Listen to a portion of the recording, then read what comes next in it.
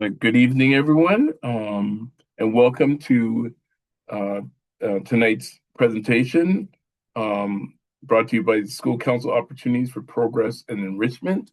And tonight's presentation is on School Council year-end planning and succession. My name is Ricardo Francis. I'm with the Parent Caregiver Community Engagement Office. I'd like to introduce Nancy Angevine Sands. Hi, everyone. I'm a consultant for parent and caregiver engagement through with Equal Step. I'm also a vendor with the board and am working right now with the Parent and Community and Caregiver Engagement Office to support school councils. Thank you.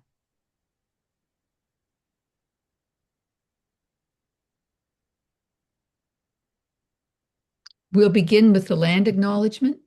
The land we are meeting on is the traditional territory of many nations, including the Mississaugas of the Credit, the Anishinaabeg, the Chippewa, the Haudenosaunee, and the Wendat peoples, and is now home to many diverse First Nations, Inuit, and Métis people.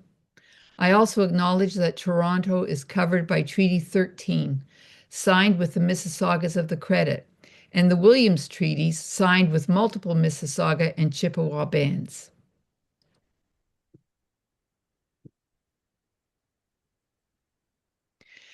Just to go over once again the meeting conduct and responsibilities, we ask that everyone have respect for all participants, that you have professional conduct in your communications, chat messages, that you understand that privacy is paramount. Even though we're recording today's session, as we do all sessions, we will not, please do not refer to your school or teachers or parents by name.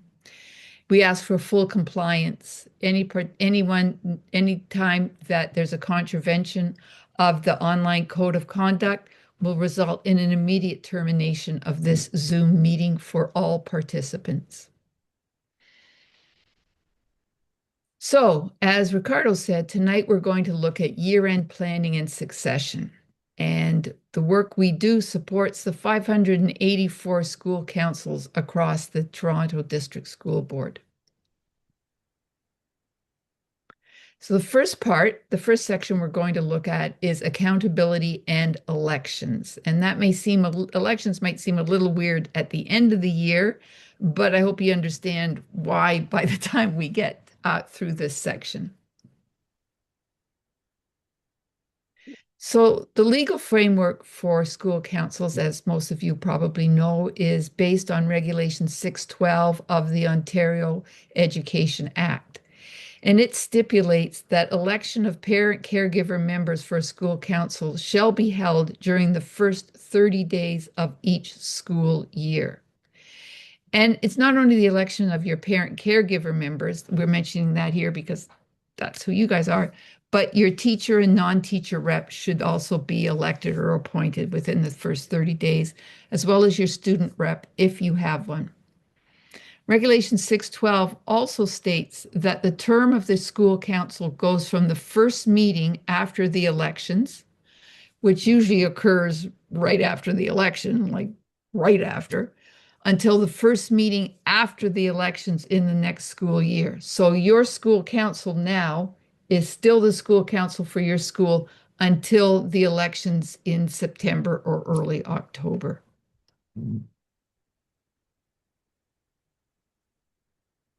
So there's a few year-end documents that have to go in. You will complete them and give them to your principal, who will then submit them to the board. The chair must write an annual report, and this report will include a list of all your meetings that you had and the dates on which they occurred, a list of the council activities and events that you had throughout the year, fundraising events, non-fundraising events, how you supported your parents, and any relevant decisions that the council voted on that would advance the work of the school council. The chair and the co-chair are responsible for this. The treasurer is responsible for completing the PSAB, the Public Sector Accountability Board document. And this would include a list of all of this council's incomes and all of their expenditures. That should be something that they keep regularly updating. So we're going to have a series of poll questions for you this evening, and this is the first one. How has your school council completed or started these end of the year required documents? Yes, you've completed them all. No, you haven't completed them. You may be in the progress of completing them and you've got no idea. So you will see the poll quiz on your screen right now. If you could answer it and enter it. Thank you.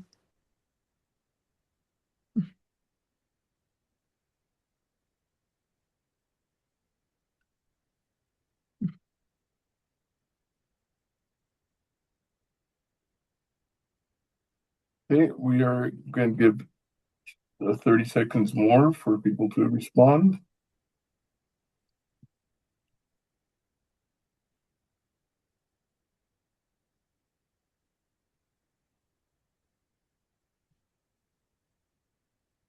Okay.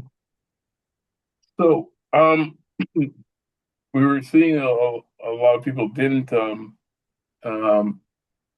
haven't completed or started these documents, and some people don't know. 30% didn't know. Well, the good thing is that we'll be sharing that information for you during the presentation. The other thing is these polls that we're doing, because we've been doing a number of them. This information we are using to better give us an understanding as to what we have to do differently in terms of presentation, and what sort of things would best serve you as our participants in these presentations.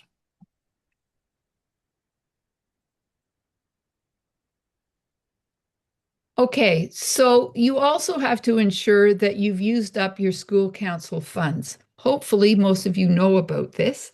On your principal's budget line, GL 41500, every school council will receive $1.25 per student. That's to a minimum of $300 and a maximum of $1,000. You will also, and that money is to be used for school council operations.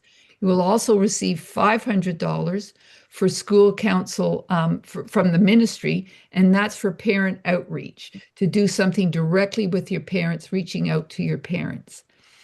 Again, this comes in on the principal's budget line, so you have to work out with your principal the best way for getting that money. That money must be spent by the end of this school year. Unlike money that you fundraise, which you are allowed to carry over for a maximum of 2 years, if you don't spend this money, is gone.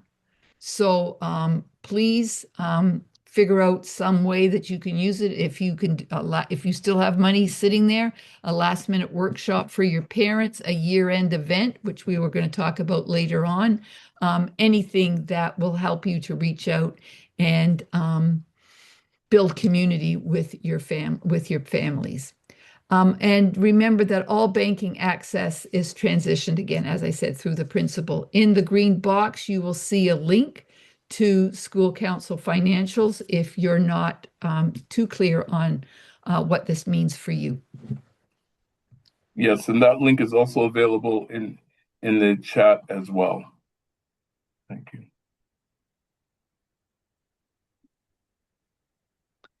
So let's just talk a little bit about election planning and the immediate steps that you can take until the end of the year. Regulation 612 makes it the responsibility of the principal to run the election. Preparation before and the running of the election and the counting of the ballots, right from start to finish.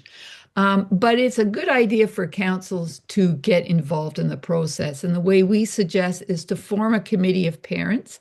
It doesn't have to be all council members. You could bring some interested parents on, but there probably should be one or two council members on it to assist the principal in planning for election day. So some of the things that you would do is you would choose a tentative election date. It has to be within the first 30 school days of the school year. So 30 school days, that means it could take you into the first week of October. You could create nomination forms that would go out They could go out now, they could go out at the beginning of the school year.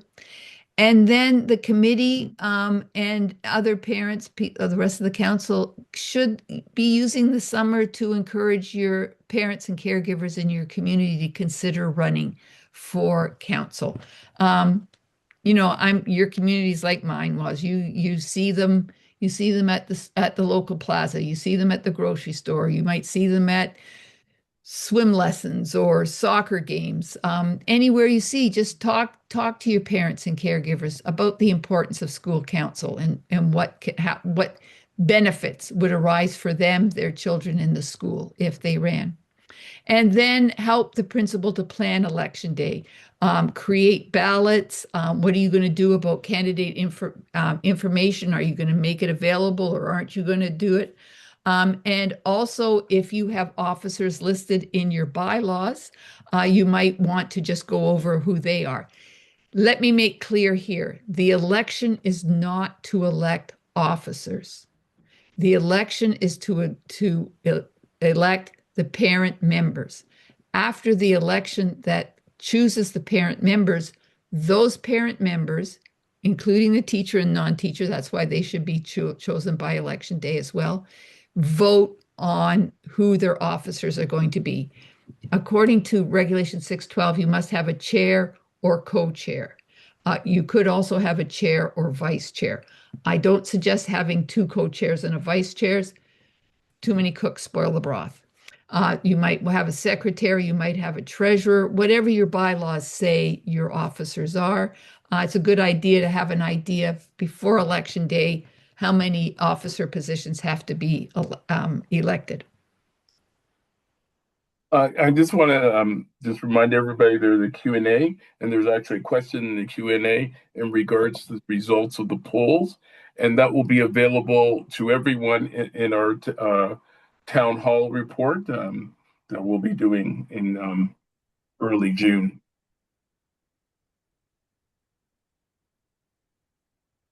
Okay. So part of what even for myself and my department is year-end reflection. It's what has been successful, what were our objectives, like yours being the school council objectives, where were they met, and how did you work to support parents and caregivers, students, or teachers? And what wasn't successful. Now, the reason for this is it's not about looking back, checking boxes, but it's to celebrate the community we've built together by reflecting on what worked and where we can grow a bit. Like, it's about measuring, it's about measuring the success, moving from a feeling of being successful to actually proving that and measuring our outcomes against our school council objectives. The other thing is about validation. It's about confirming which initiatives provide the highest return on effort and resources. I've been part of those things where we've put a lot of resources into things and they've gone really great. But there's been other things that we put a lot of time, resources, including money, into. We didn't get the participation. It didn't turn out the way we wanted it to. And these are things that we can reflect as to how could we have done that differently. And the other thing is in terms of our service evaluation, is critically assessing how effectively the council served its three pillars. And those three pillars are, well, the first, or the major pillars, the first two are the parents and caregivers, students, and then our school community and teachers. And then the other thing is the relationship building. It's identifying the council is actually meeting the community needs or just following a routine. And this happens a lot. You've especially if you've been in the council for a while, you tend to sometimes do the same thing over and over again. What we have to really start to do is to broaden our scope and think, is this actually serving our community? What can we do to actually serve and understand what the community wants. And then it's also about identifying the gaps. And this again is about what wasn't successful to avoid it happening again.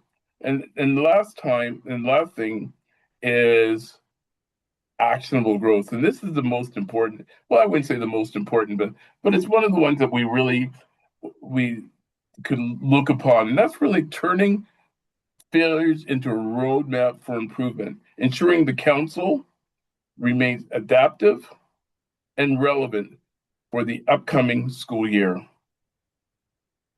Can I just add something? Oh, Absolutely, go ahead.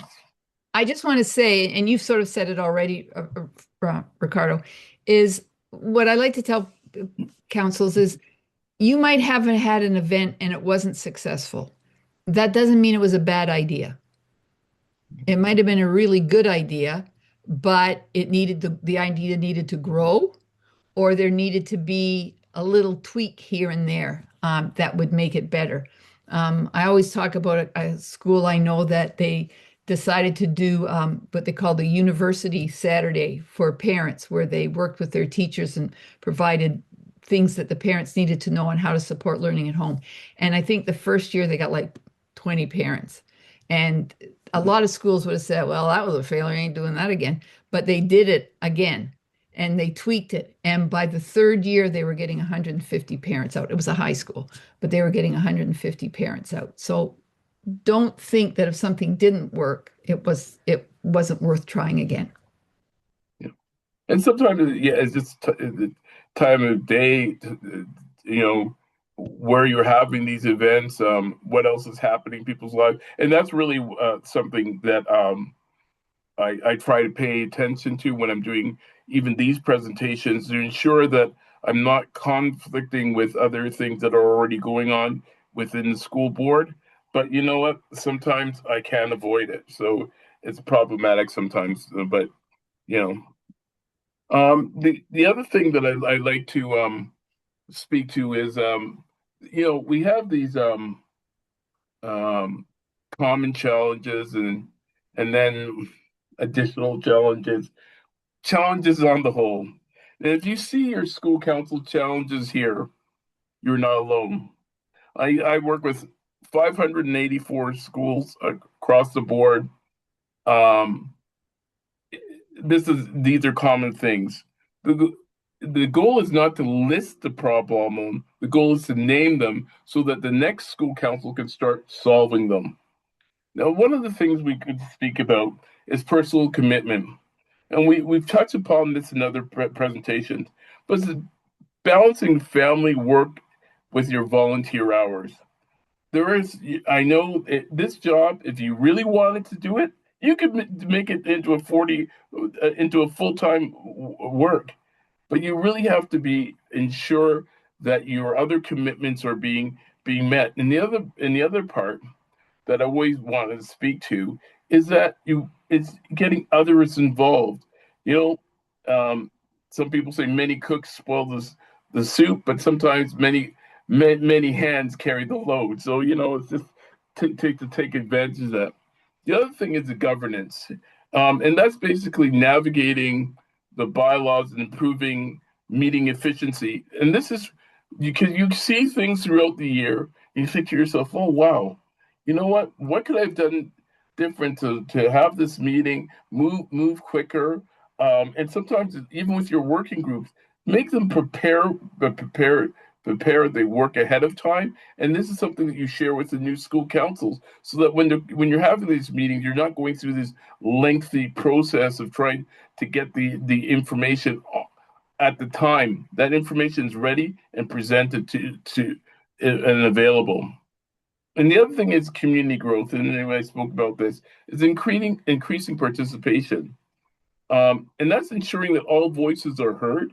We speak about all voices being heard a lot, but it's also about all voices, also having those voices there to help as well.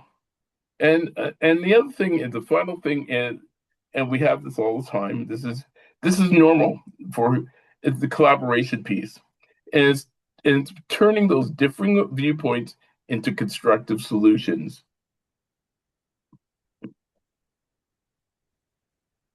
Oh yes. Now another poll. Again, I just want to reiterate that the this information will be available in the town hall in June. So I'm just going to go to it now. So, which one challenge was most significant for your school council this year? Was it the difficulty in balancing school council with personal commitments? Was it limited participation or attendance? Perhaps it was lack of openness to engagement or managing differing viewpoints, or finally ensuring inclusion and representation.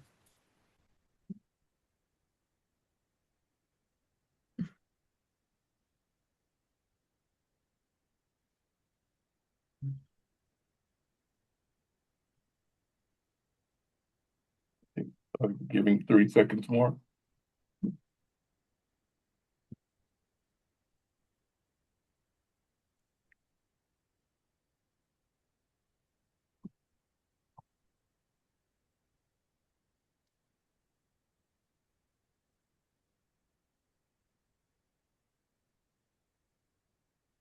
Into the poll. Um, well, number one was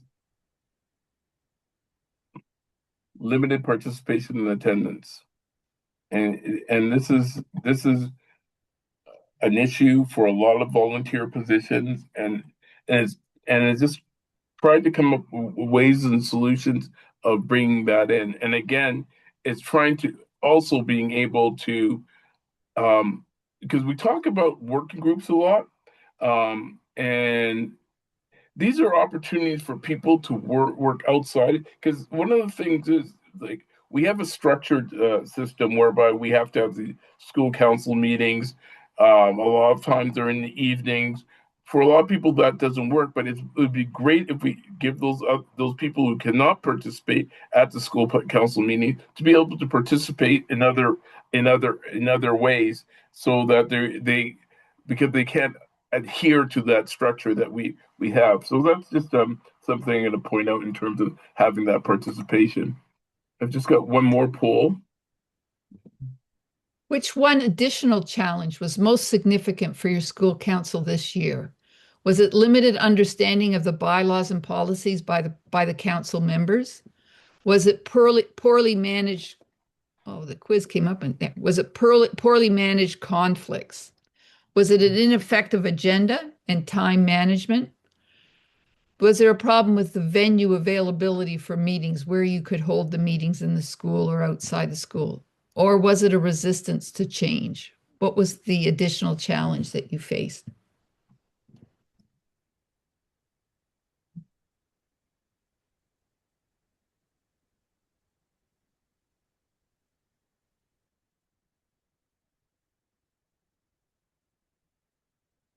A few seconds more.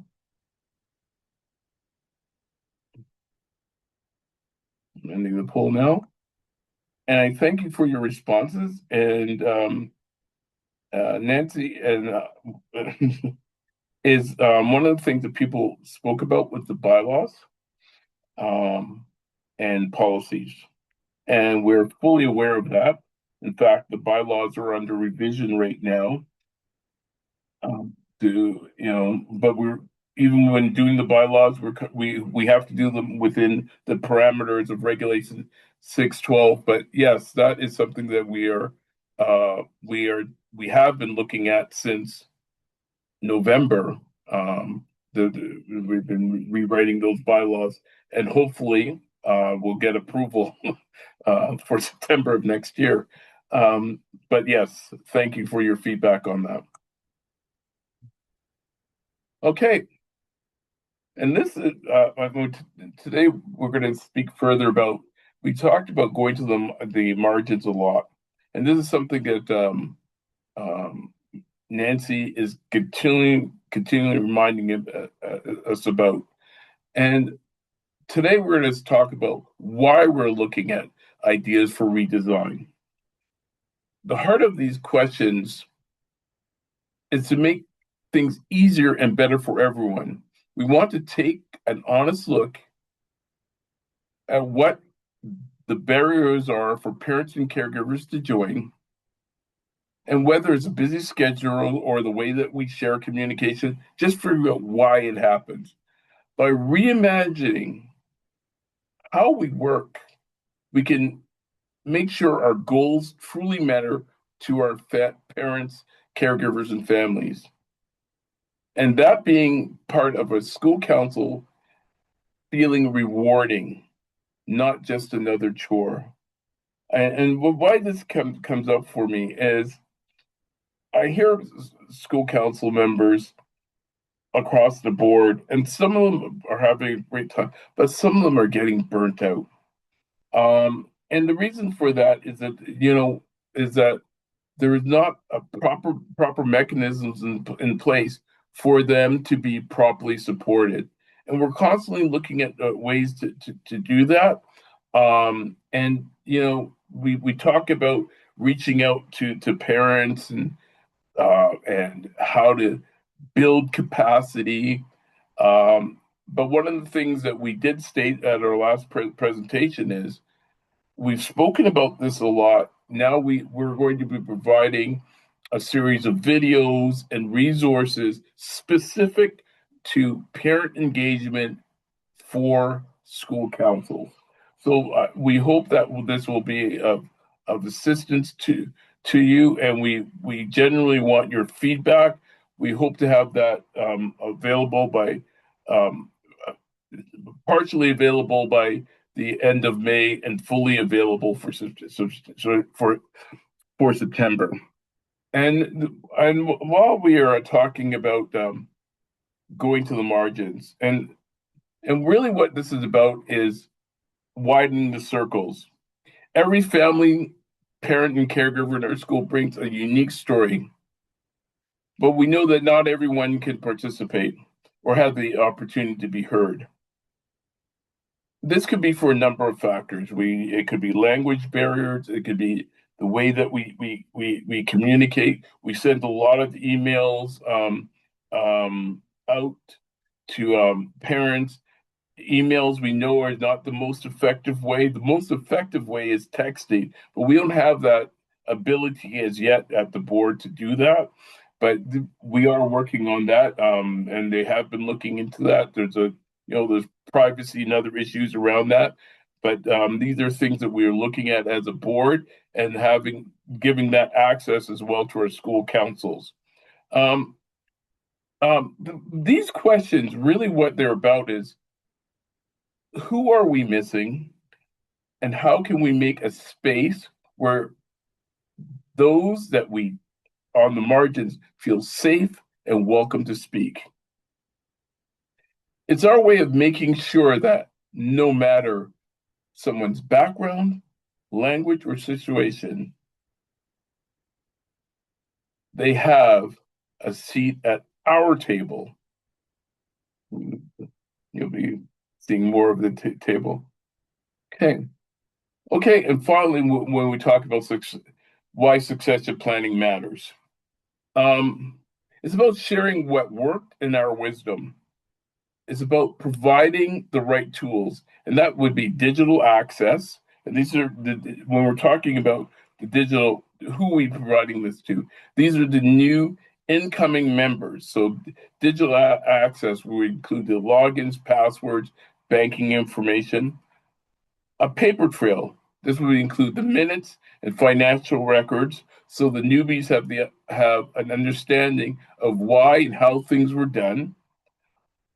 A toolkit, and this toolkit could be a variety of things. This could include templates for newsletters and agendas, event flyers, and budget sheets. How a process as to how events occurred, even things like when you have a book fair, a STEM supporting a STEM night, all these things, just so parents, the new parents, have an understanding as to how these occurred, and really it's about providing guidance and mentorship. So we have it's like the how to, and also provide the historical context.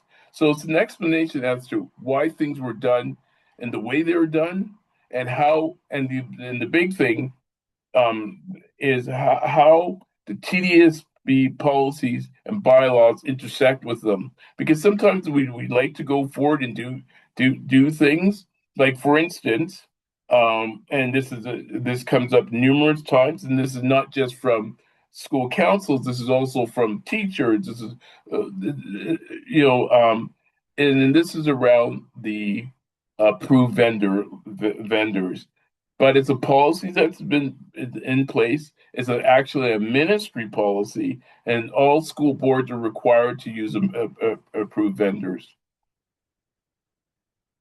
Okay, so one of the things we were I've been talking about.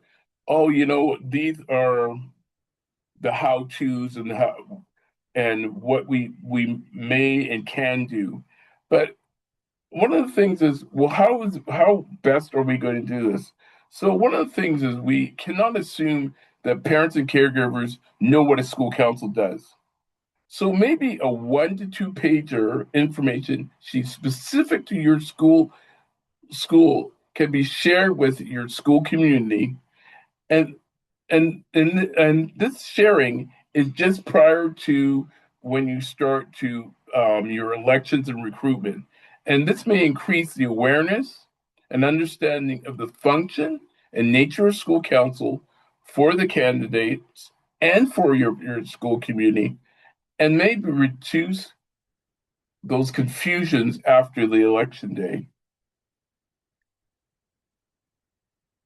And finally, just one more emphasis in terms of that document and share digital storage and how to do this. To ensure that the next school call starts off strong, we are streamlining our transition process. That's what our focus is going to be on.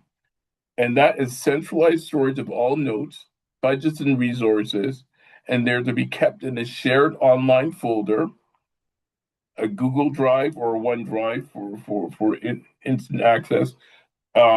We have access to the Microsoft suite, so OneDrive is with that.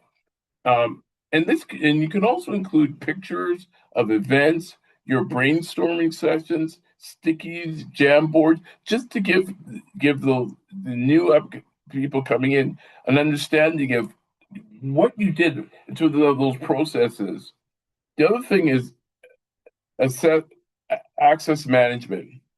And one of the things that is so crucial for the new um, chairs to have that information that was shared between the school council in the last year, so they have a full understanding and they can look through some of the thinking that occurred during that time.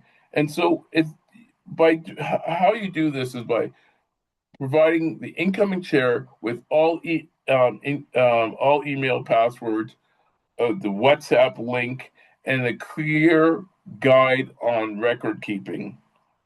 And the final thing is, and this is something that um, that we should also be doing at home, is physical and digital backup.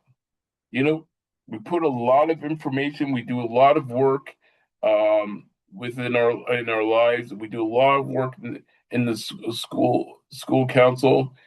It's just also to have a backup, and it's important to store hard copies that they're stored in an accessible location, usually in the main office. And digital files also reduce the number of the amount of paper. That's what I was going to say.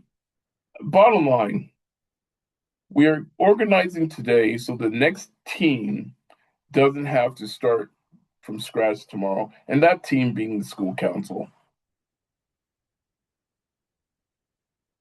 Okay, and this is a little thing that I thought of today. When we leave the kitchen clean, the pantry stocked, and our favorite cookbooks on the shelf, we invite new people to the table with a smile. Our goal is to make the transition so seamless that the only thing the next school council has to focus on is how best to support students. Okay, I think this is the second last poll. So in this poll question, does your school council have a shared digital folder that will be accessible in September? Yes, no, I'm working on it, and I don't know.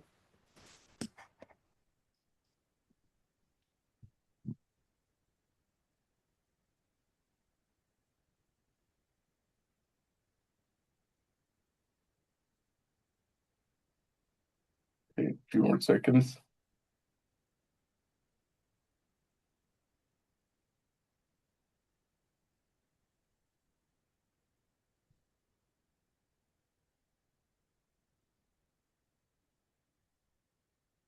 Perfect. Thank you, everyone.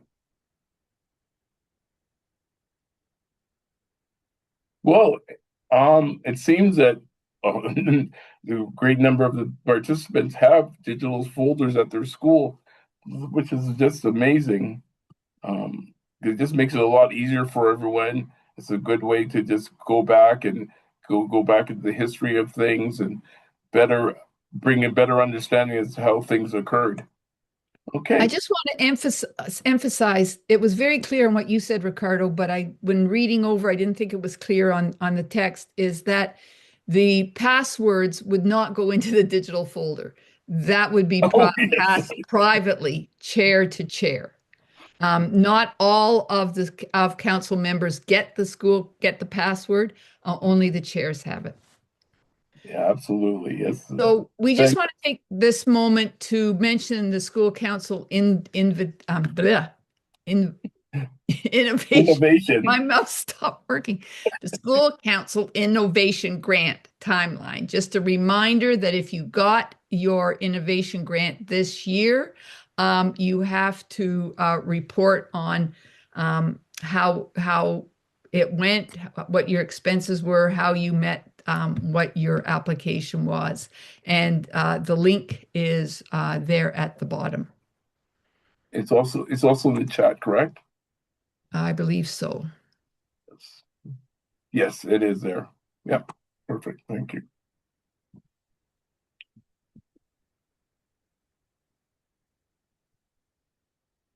So it's always a nice thing to do and something that we as councils don't often do and don't often do enough, and that is to celebrate our achievements, to celebrate the achievements of your councils by the end of the year. Some council members may be returning, some may not.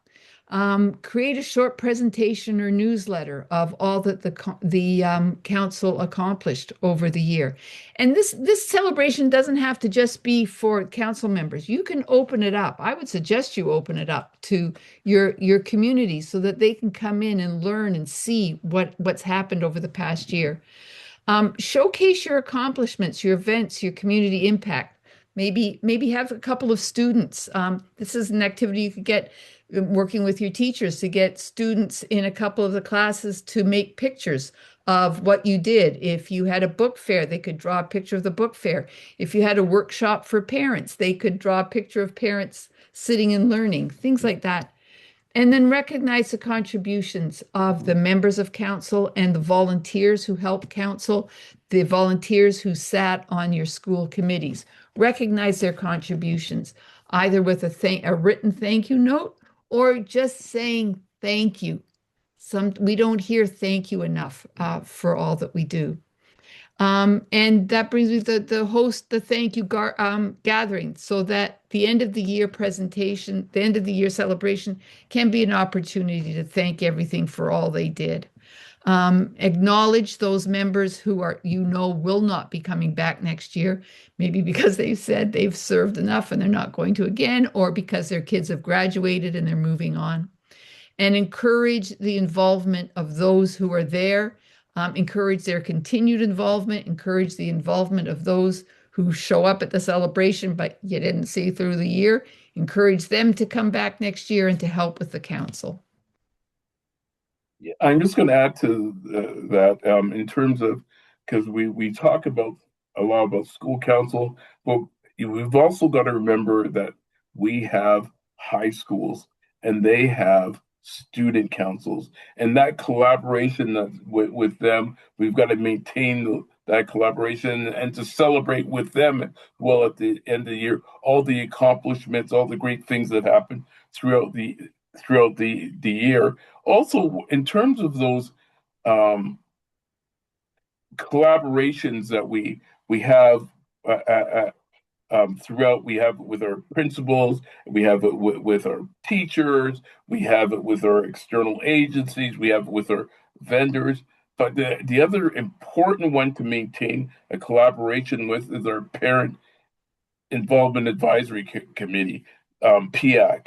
They have a tremendous amount of resources that can assist us, and they're also here to support us in terms of um, what and how to do things. And I'm not going to say what and how to. It's just a matter of they give another insight as to how we're doing things, and they can also help school councils as well.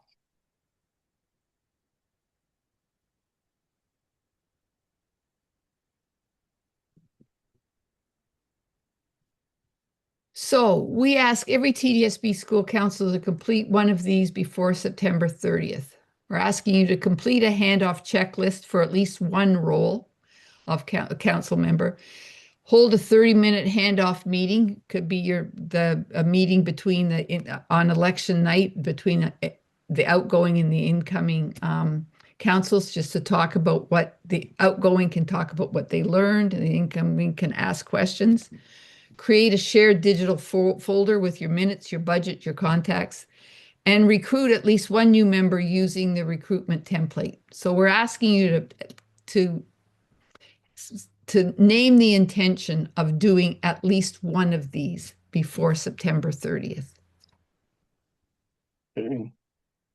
Yes, and then we'll see how comfortable people are with doing that. I'm just going to bring up our last one. So here's our poll. Which of these 4 actions is most realistic for your school council to complete by September 30th? To complete a handoff checklist for at least one role, to hold a 30-minute handoff meeting, to create a shared digital folder with minutes, budgets, and contacts, or to offer the opportunity to become a school council member to at least one person using the recruitment template. Which of these actions is most realistic for you and your council to complete by September 30th?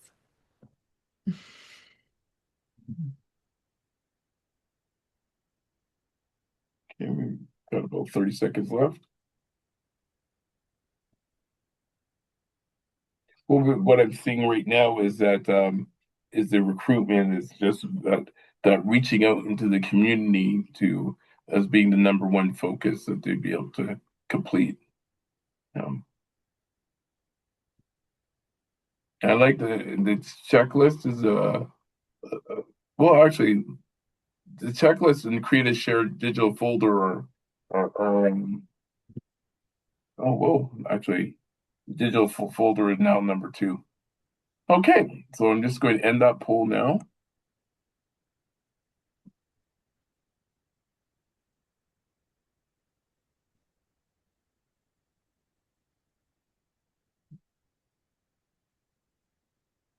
Oh, there's one more poll. Um, Before we start this poll, I just want to remind everybody of the Q&A at the end. And we have the um, resources shared in the chat. So those are the links that you can use. And if you have any questions, please put them in the Q&A. So this is our final poll. So were you aware of this topic? Did you find the presentation informative? Did you find the speakers engaging? Was this learning helpful? Will you go back to your school council and practice what you learned? Now, on this one, do they have to pick one No, to answer, or they can answer yes, all? yeah, it's 3. Yeah, they're all individual questions. Yeah.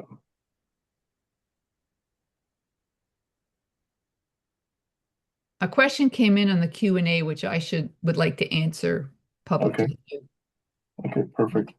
Okay, I am going to end the poll, and Nancy, you can go ahead and um, A question respond. came in about, I talked about the money that came in on GL 41,500 around school expenses, and someone asked, what would that cover? That would cover refreshments if you were serving coffee or tea or donuts, cookies.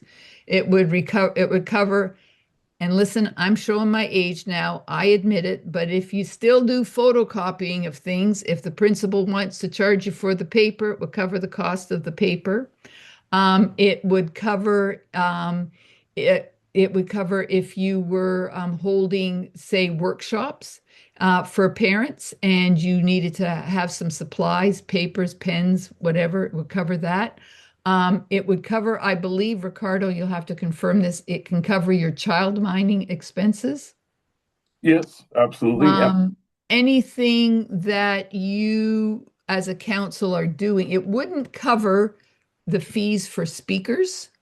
Um, I don't think it would cover the fees for speakers. Would it, Ricardo? If they're coming in terms of engagement, yes, Yeah.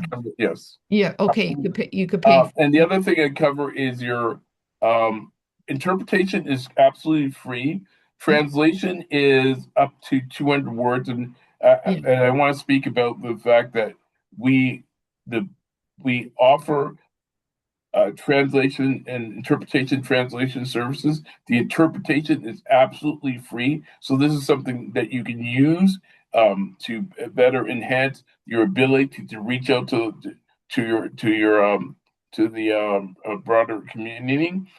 That interpretation also includes sign language if as well. That's also available as well. It's just about reaching out to the parent caregiver community engagement office, and we make arrangements for the interpreter to attend your meetings.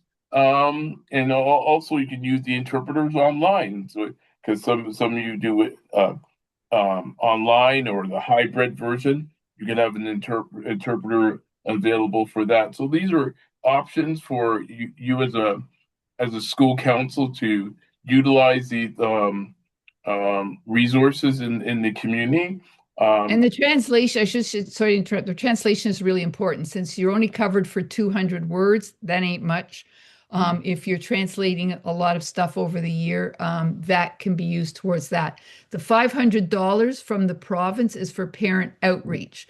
So that would be used for um, reaching out to your parents and providing them with information. That can take the form of a workshop or workshops where you're bringing them in and helping them learn how they can support their children's learning. It might be used to set up a bunch of listening circles, which we've talked about, or conversation circles, which we've talked about in previous things to pay for the expenses of that. It can be used um, if you want to survey your parents and you're going to make hard copies, to create the hard copies, to create information that's going home, something to engage your parents. That's what that $500 is for. yeah. And as I I spoke about the translation services being after 200 words, we are looking currently at an AI version of the translation services. We're just ensuring that the translations are actually accurate. So that's something that our IT department is looking at.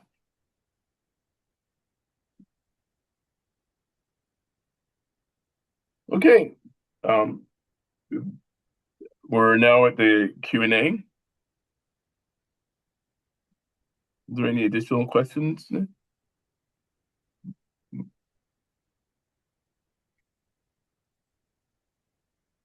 I don't see any open questions, so I guess there are no questions. Um, so we'll just move on. Um, And basically, we want to thank you. And, this is a thank you for being so dedicated to student success at your school. And your work and sacrifice are truly appreciated. But it's more than that.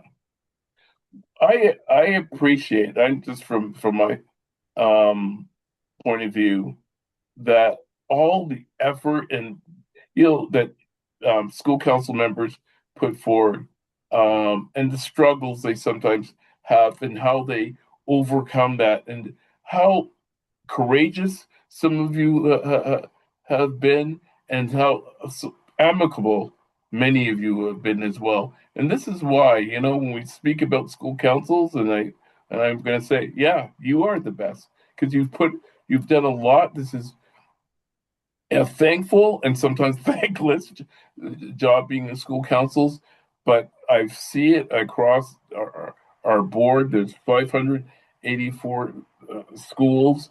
Um, this year was one of the years, and that actually is something that'll be in our town hall as to the how many this year in terms of school councils that we had is probably the greatest number that we've had in the many years. So this is really really it's all attributed to the efforts of our parents and caregivers at the school, and working collaboration with our principals and our staff to really give the best effort and best quality of school council, and that really helps. That's engagement in terms of our overall engagement, bringing parents in is really makes a big difference for our students. Really does. And sometimes I know, even though in the older grades, they all seem they say they don't appreciate it, but later on, you know what? They'll speak about those days that you were there supporting them in some sort of initiative. And so, just really give yourself all a hand clap and a pat on the back as well for all that you've done. And finally, and this is also available in the chat, is just where to just get further resources on school council. Please also look at the quick reference guide, because the quick reference guides will also help you in terms of your end of year reports.